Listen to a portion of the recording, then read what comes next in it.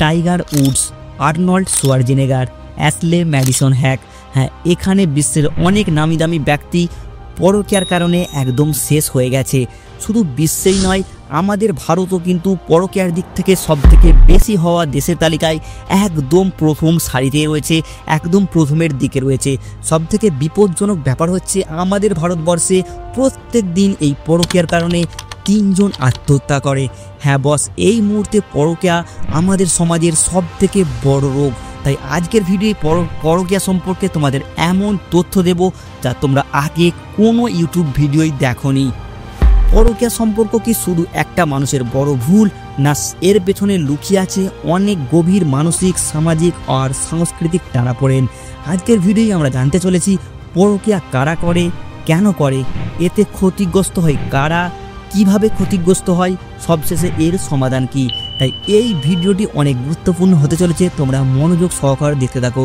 আর এই ভিডিওর সমস্ত কিছু তথ্য নিয়ে আসছি আমরা বৈজ্ঞানিক গবেষণা এবং সার্ভে থেকে।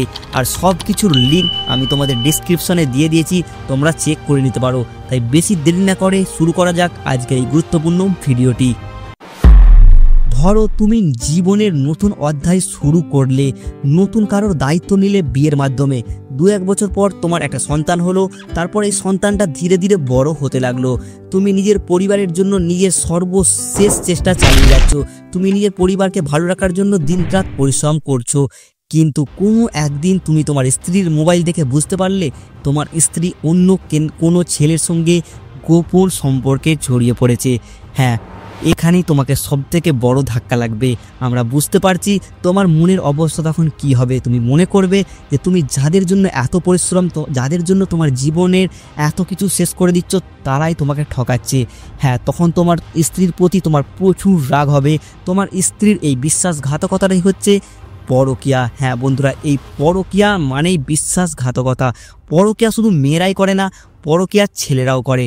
পরকীয়াটা এই যুগে শুধু আসেনি, পরকীয়াটা প্রাচীন যুগ থেকেই আসছে।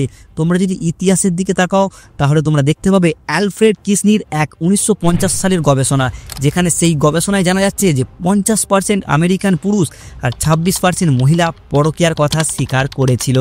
আর আধুনিক যুগে তোমরা যদি দেখো, সেটা হচ্ছে ডিউরেক্স গ্লোবাল সেক্স সার্ভে 2005। হ্যাঁ, এই সার্ভেই বলা হচ্ছে 44% প্রাপ্তবয়স্ক মানুষ কখনো না কখন এক রাতের জন্য হয়তো কারোর সাথে সম্পর্ক জড়িয়েছেন এবং 22% দীর্ঘমেয়াদী পরকীয়ায় লিপ্ত ছিলেন। এটা কিন্তু জানাচ্ছে ডিউরেক্স গ্লোবাল সেক্স সার্ভে 2005। 22% মানে বুঝতে পারছো বন্ধুরা, 100 জনের মধ্যে 22 জন কিন্তু লং টার্ম তোমার এইরকম রিলেশনে জড়িয়ে পড়েছে। 2018 সালে আরেকটি গবেষণায় বড় তথ্য উঠে আসে। আর এই গবেষণায় বলা হয় প্রায় 53% মানুষ পরকীয়া করে ঘনিষ্ঠ বন্ধুদের সাথে, আর 30% পরকীয়া হয় কাজের জায়গায় সহকর্মী বা পাড়া প্রতিবেশীর সঙ্গে। হ্যাঁ, এই সার্ভেটাও কিন্তু চমকে দিয়েছিল আমাদের সমাজ ব্যবস্থায়। এবার তোমরা বুঝতে পারছো যে পরকীয়া আমাদের কিন্তু প্রাচীনকাল থেকে এখন পর্যন্ত আমাদের আধুনিক সমাজকেও ডিমকের মতো খাচ্ছে। আর এবার প্রশ্ন হচ্ছে যে সমাজে এত পরকীয়ার হার বেশি কেন, কেন মানুষ পরকীয়া করছে? আর এই প্রশ্নের উত্তরে যে গবেষণাগুলো উঠে আসছে তার মাধ্যমে আমরা অনেক প্রধান কারণ দেখতে পাচ্ছি। আর তার প্রধান কারণ হচ্ছে, অন্যতম 1 নম্বর কারণ হচ্ছে ভালোবাসা বা যত্নের অভাব। হ্যাঁ, একটা স্বামী স্ত্রীর মধ্যে ভালোবাসা বা যত্নের অভাব দেখা গেলে তখন কিন্তু কোনো একটা পার্টনার অন্য কোথায় থেকে ভালোবাসা বা একটু যত্ন পেলে সেখানে কিন্তু আকৃষ্ট হয়ে পড়বে। তাই সেই ক্ষেত্রে একটা পরকীয়া তৈরি হবার চান্স অনেকাংশ বেড়ে যাবে। আর 2 নম্বর অন্যতম কারণ হচ্ছে যৌন বৈচিত্র্য বা উত্তেজনার খোঁজ। হ্যাঁ, নতুন ধরনের একটা পার্টনারের খোঁজ, নতুন ধরনের একটা পার্টনার যে নতুন একটা সেক্স এক্সপিরিয়েন্স নেবে, সেই নতুন সেক্স এক্সপিরিয়েন্সের জন্য অনেক মানুষ কিন্তু পরকীয়াকে বেছে নিচ্ছে। 3 নম্বর হচ্ছে রাগ বা প্রতিশোধ নেওয়ার মানসিকতা। হ্যাঁ, অনেক ক্ষেত্রে কোনো পার্টনারের যদি তার পার্টনারের প্রতি রাগ বা প্রতিশোধ নেওয়ার মানসিকতা থাকে, সেই ক্ষেত্রে রাগে কিন্তু ইচ্ছা করে পরকীয়ায় অনেকে জড়িয়ে যায়। 4 নম্বর কারণ হচ্ছে সুযোগ তৈরি হওয়া। হ্যাঁ, অফিস, ভ্রমণ কিংবা সোশ্যাল মিডিয়া, কাজের জায়গায় কিংবা কোথায় ঘুরতে গিয়ে কিংবা হাতের মোবাইলে থাকা সোশ্যাল মিডিয়া অ্যাপগুলো, ফেসবুক কিংবা হোয়াটসঅ্যাপ। এই ক্ষেত্রে মানুষ অনেকেই মনে করছে যে এই জায়গায় কারোর সঙ্গে সম্পর্ক রাখলে কেউ হয়তো জানতে পারবে না। এই সুযোগ তৈরি হওয়ার সাথে সাথে কিন্তু অনেকেই নিজেকে আটকাতে পারছে না। তাই এই 4টি কারণ সবথেকে বড় পরকীয়া হওয়ার পেছনে। এছাড়াও গবেষণার মাধ্যমে অনেক কারণ উঠে এসেছে, যেইগুলোর মধ্যে নৈতিক বিচ্ছিন্নতা রয়েছে, নিরাপত্তাহীন সংযুক্তি রয়েছে, বিবর্তন ও লিঙ্গভিত্তিক মানসিকতা রয়েছে, শিক্ষা রয়েছে, শহরায়ন রয়েছে, উচ্চ সামাজিক শ্রেণী রয়েছে। এই সব কারণ রয়েছে, কিন্তু সবথেকে বেশি কারণ হচ্ছে এই চারটি, সবথেকে বড় কারণ হচ্ছে এই চারটি। আর এবার তোমরা বুঝতে পারছো যে পরকীয়া মানুষ কেন করে। এবার যদি তোমাদের পরবর্তী চ্যাপ্টারে নিয়ে যায়, সেটা হচ্ছে পরকীয়ার কারণে কি ক্ষতি হচ্ছে। এই ক্ষেত্রে তোমরা যেটা ভাবছো তার থেকেও কিন্তু বেশি ক্ষতি হয় মানুষের। তোমাদের ভাবনাটা পুরোপুরি বদলে যাবে যখন তোমরা এর ফলাফলটা শুনতে পারবে। বন্ধুরা, পরকীয়ার ফলে সবথেকে বেশি ক্ষতিগ্রস্ত হচ্ছে আমাদের ভারতবর্ষে 20,000 থেকে 25,000 বিয়ে ভেঙে যাচ্ছে। প্রত্যেক বছরে 20,000 থেকে 25,000 ডিভোর্স হচ্ছে আমাদের ভারতবর্ষে শুধুমাত্র পরকীয়ার কারণে। এছাড়াও আত্মহত্যার সংখ্যা অনেক বেড়ে গেছে পরকীয়ার কারণে। শুধুমাত্র 2016 থেকে 2020 সাল পর্যন্ত 5,737 জন আত্মহত্যা করেছিল, যা প্রতি বছর হিসাব করলে 1,147 জন। আর দিনে গড়ে 3 জন আত্মহত্যা করছে শুধুমাত্র এই বিষাক্ত পরকীয়ার কারণে। বন্ধুরা, আত্মহত্যা এবং এই ডিভোর্সের পরও কিন্তু আরও অনেক ক্ষতিকর প্রভাব রয়েছে পরকীয়ার মানুষের প্রতি। মানুষের অনেক মানসিক সমস্যা হচ্ছে এই পরকীয়ার কারণে। যদি প্রথম ক্ষতিগ্রস্ত মানুষের দিকে আমরা তাকাই, তাহলে আমরা দেখব যাকে প্রতারণা করা হয়েছে।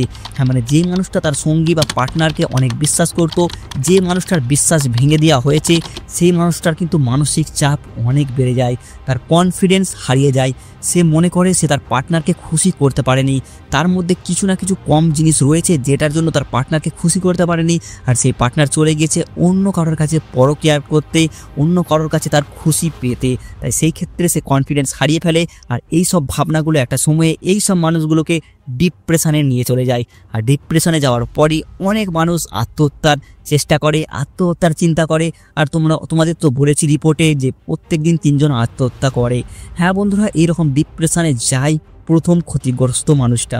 এবং দ্বিতীয় সবথেকে বেশি ক্ষতি হয় সন্তানের। হ্যাঁ, এ কিন্তু নিরীহ ভুক্তভোগী। এই সন্তানের কোনো দোষ নাই। এই সন্তান শুধু দেখতে পায় যে দিনে মা কাঁদছে, রাত্রেবেলায় বাবা চিল্লাচিল্লি করছে, বাবা রাগ করছে। এই সবই দেখে কিন্তু তার সন্তান বা শিশু পরকীয়ার একটা বড় প্রভাবের মধ্যে পড়ে যায়।